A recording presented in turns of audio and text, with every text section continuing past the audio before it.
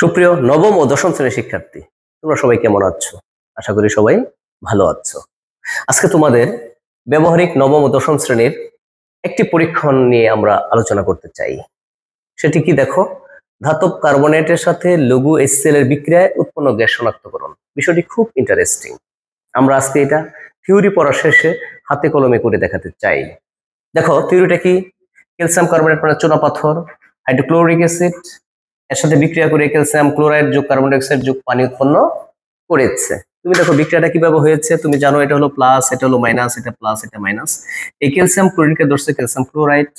তারপরে তুমি জানো বিক্রিয়ায় যদি কার্বনেট থেকে 100% কার্বন ডাইঅক্সাইড গ্যাস উৎপন্ন হয় এবং বিক্রিয়া যদি হাইড্রোজেন এবং ক্লোরিন একত্রে থাকে 100% পানি উৎপন্ন হবে। তাহলে দেখো বিক্রিয়াটা কত ইজি। এখন দেখো এই এক্সপেরিমেন্টটা করার জন্য কি কি যন্ত্রপাতি দরকার, ইনস্ট্রুমেন্ট অথবা রাসায়নিক যে দ্রব্যগুলো আছে সেগুলো। তুমি দেখো রাসায়নিক দ্রব্য একটি ক্যালসিয়াম কার্বনেট আর একটা হলো HCl, এই রাসায়নিক দ্রব্য আমরা নিয়েছি। দেখো এটা আছে ক্যালসিয়াম কার্বনেট আর এটা হলো হাইড্রোক্লোরিক অ্যাসিড আমরা নিয়েছি। এরপরে তুমি দেখো আমাদের দরকার একটি গোলতুলি ফ্লাক্স। গোলতুলি ফ্লাক্স না হলেও চলবে, থিসল ফানেল, সমকোণে বাঁকানো কাঁচনল, গ্যাস জার এবং সিপি। তুমি দেখো তোমাদের যে ল্যাব আছে ল্যাবে এটাই দেখাবে। এটা হলো থিসল ফানেল, সমকোণে বাঁকানো 90 কোণে বাঁকানো 90 ডিগ্রি কোণে একটি নল। এই যে সিপি আর গ্যাস জার হিসাবে আমরা এই টেস্ট টিউব ব্যবহার করতে চাই।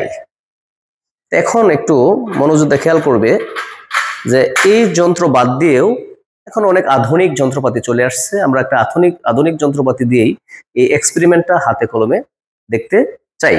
দেখো কি হবে, যে উৎপন্ন গ্যাসটা কার্বন ডাইঅক্সাইড আছে সেটা দেখো এই পানির সাথে বিক্রিয়া করে কার্বনিক অ্যাসিড তৈরি করবে। আমরা জানি অ্যাসিড নীল লিটমাসকে লাল করে, এটা আমরা 1 নং বিক্রিয়ার মাধ্যমে দেখব। এরপরে কার্বন ডাইঅক্সাইড আগুন নিভাতে সাহায্য করে, তোমরা জানো আগুনটা নিভিয়েও আমরা দেখব। চুনের পানিকে কার্বন ডাইঅক্সাইড ঘোলা করে প্রথমে ক্যালসিয়াম কার্বনেট উৎপন্ন হয়, সে ঘোলা করে সেটাও দেখব। অতিরিক্ত কার্বন ডাইঅক্সাইড যদি এখানে আমরা প্রবাহ চালনা করি তাহলে কিন্তু ক্যালসিয়াম বাইকার্বনেটের একটি স্বচ্ছ পরিষ্কার দ্রবণ তৈরি হবে।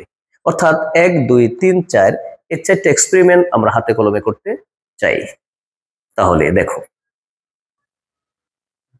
দেখো আমরা একটি উল্ফ বোতল নিয়েছি।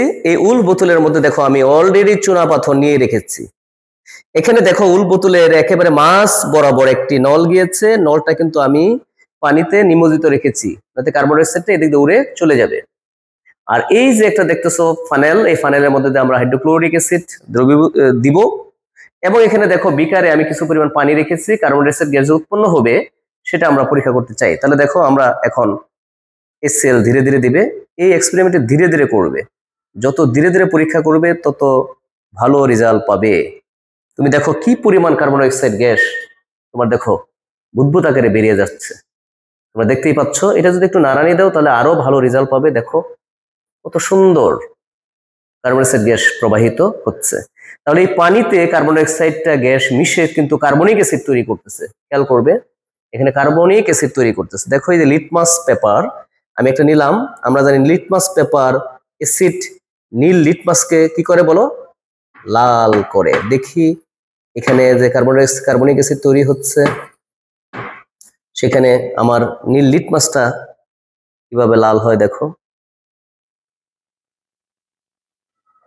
দেখো তোমরা, অর্থাৎ এখানে কিন্তু কার্বনিক অ্যাসিড ফর্ম করতেছে, কারণ পানিতে যে কার্বন ডাইঅক্সাইড মিশতেছে, মিশে যে কার্বনিক অ্যাসিড তৈরি হচ্ছে। তুমি দেখো অলরেডি কিন্তু আমার নীল লিটমাস লাল আকার ধারণ করেছে। দেখো এই যে, অর্থাৎ এখানে পানি বেশি আছে, পানি বেশি থাকার কারণে কার্বন ডাইঅক্সাইড যে পরিমাণ উৎপন্ন হচ্ছে সেখানে কার্বনিক অ্যাসিডটা কিন্তু দেখো এই যে একেবারে এই প্রান্তে লাল আকার কিন্তু ধারণ করেছে। অর্থাৎ তুমি যদি আরো অনেকক্ষণ রেখে দাও তাহলে কিন্তু এটা আরো ভালো স্পষ্টভাবে বুঝতে পারবে যেখানে কার্বন ডাইঅক্সাইড গ্যাস নীল লিটমাসকে লাল করেছে। দেখো এই যে লাল করেছে। তাহলে আমরা বুঝলাম কার্বন ডাইঅক্সাইড একটি অম্লধর্মী গ্যাস, ইহা নীল লিটমাসকে লাল করে। এখন আমরা দেখব যে কার্বন ডাইঅক্সাইড গ্যাস তোমরা জানো আগুন নিভাতে সাহায্য করে। আমরা এটা একটু দেখতে চাই যে কিভাবে আগুন নিভাতে সাহায্য করে। এখন আমরা এখান থেকে এটাকে তুলে নিয়ে আসবো, আনার পর এটাকে খুব সুন্দরভাবে তুমি এইভাবে ধরবে যে কার্বন ডাইঅক্সাইড ফ্লো হবে সেই কার্বন ডাই অক্সাইডের ফ্লোটা এই আগুনকে নিভাতে সাহায্য করবে। দেখো এই কার্বন ডাই অক্সাইড গ্যাসটি এই মোমবাতির যে আগুন আছে সেটাকে নিভাতে সাহায্য করেছে। এটাও আমরা একটা প্রমাণ করলাম যে কার্বন ডাই অক্সাইড আগুন নিভাতে সাহায্য করে।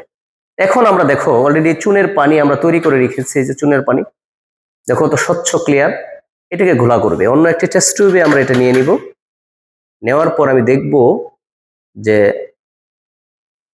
চুনের পানিকে ঘোলা করবে। এখন দেখো স্বচ্ছ আছে, এই কার্বন ডাই অক্সাইড দেওয়ার পর চুনের পানিকে ঘোলা করবে। তোমরা দেখো ধীরে ধীরে করবে, তাহলে তোমার এই প্রসেসটি দেখো কি সুন্দরভাবে চুনের পানি প্রথমে ঘোলা হবে, এরপরে স্বচ্ছ হয়ে যাবে। অর্থাৎ তুমি যদি অতিরিক্ত কার্বন ডাই অক্সাইড দাও তাহলে এই পানিটা ঘোলার পরে টোটাল কমপ্লিটলি স্বচ্ছ হয়ে যাবে। এটা একটু সময় লাগে, এটা ধৈর্যের বিষয়। ব্যবহারিক পরীক্ষা যত ধৈর্য এবং সময় নিয়ে করবে তত ভালো ফলাফল পাবে। কারণ সফলতার কিন্তু শর্টকাট কোনো প্রসেস নেই, সফলতা কিন্তু অবশ্যই লেন্দি একটি প্রসেস। তুমি দেখো কত সুন্দর কার্বন ডাই অক্সাইডের বুদবুদ তৈরি হচ্ছে, দেখো অলরেডি গোলা হয়ে গিয়েছে, এখন প্রায় আবার এটা স্বচ্ছ দ্রবণে পরিণত হতে যাচ্ছে। অর্থাৎ অতিরিক্ত কার্বন ডাই অক্সাইড তুমি যদি ব্যবহার করো তাহলে কিন্তু অবশ্যই একটি স্বচ্ছ দ্রবণ পাবে। প্রথমে গোলা হবে, এরপর স্বচ্ছ হবে। তুমি দেখো কার্বন ডাই অক্সাইড গ্যাস বুদবুদ বের হচ্ছে এবং এই দ্রবণটি ধীরে ধীরে স্বচ্ছ হতে শুরু করেছে, কিন্তু উপরে প্রায় স্বচ্ছ হয়ে গিয়েছে, দেখো স্বচ্ছ হতে শুরু করেছে। আগে যে গোলাটা ছিল সেই গোলাটা কিন্তু এখন আর দেখা যাচ্ছে না। দেখো অলরেডি কিন্তু আমার গোলাটা কমতে শুরু করেছে। একটু নাড়ানি দিলে সেখানে কার্বন ডাই অক্সাইড গ্যাসটা আরো বেশি ভালো বের হয়। দেখো তোমরা একেবারে স্বচ্ছ হয়ে গিয়েছে, গোলা আর এখন নেই। তাহলে আমরা কয়টি প্রমাণ এখানে পেলাম? তোমরা দেখো কার্বন ডাই অক্সাইড আগুন নিভাতে সাহায্য করলো, ইহা নীল লিটমাসকে লাল করলো এবং চুনের পানিকে প্রথমে গোলা করলো, এরপর কিন্তু দেখো স্বচ্ছ একটি দ্রবণ তৈরি করলো অতিরিক্ত কার্বন ডাই অক্সাইড প্রবাহের কারণে। এই এক্সপেরিমেন্টটি তোমাদের সকল প্রতিষ্ঠানে করে থাকে এবং এটা প্রতিবারই এটা আসে পরীক্ষায়। তোমরা যদি এক্সপেরিমেন্টটি করে যেতে পারো তাহলে অবশ্যই তুমি ফুল নাম্বার প্র্যাকটিক্যালে পাবে। তোমাদের সুন্দর ভবিষ্যৎ কামনায়, খোদা হাফেজ।